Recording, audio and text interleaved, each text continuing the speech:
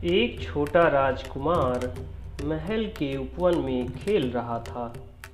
वहाँ तरह तरह के पक्षी कलरव कर रहे थे जो राजकुमार को मंत्रमुग्ध कर रहे थे। वहाँ काम करने वाले को भी अपने राजकुमार का यूं खेलना और चहकना आनंदित कर रहा था।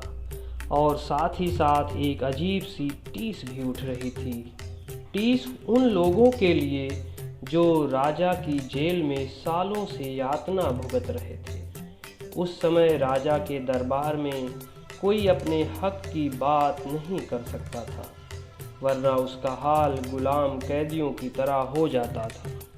आम जनता भी कहने मात्र की स्वतंत्र थी। गरीब जनता के लिए ना कोई अस्पताल और ना उनके बच्चे के लिए स्कूल। पूरा का पूरा समाज बेड़ियों में जकड़ा नजर आता है। उनके हाथ खुले होकर भी खुले नहीं थे। गुलामी जनता के मन मस्तिष्क में घर कर गई थी। राजकुमार अभी भी उपवन में खेल रहे थे।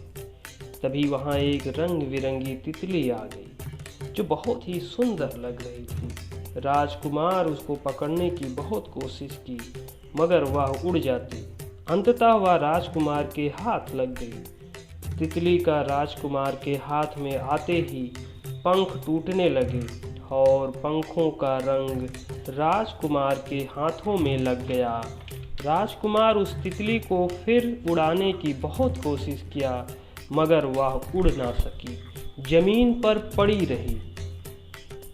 तितली अब उतनी सुंदर और मनमोहक नहीं लग रही थी जितना पहले लगती थी जब वह स्वतंत्र विचरण कर रही थी।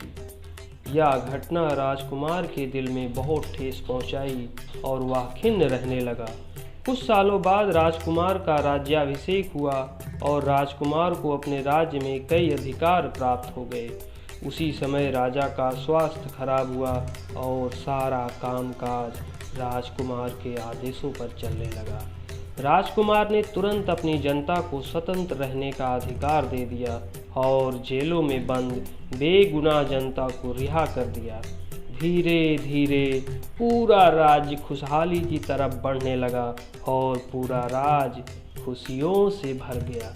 ठीक ही कहा है किसी ने, जबरदस्ती करके खुशियाँ और तरक्की हासिल नहीं की जा सकती। स्वतंत्र रहिए और स्वतंत्र रखिए। फिर मिलेंगे। नमस्ते।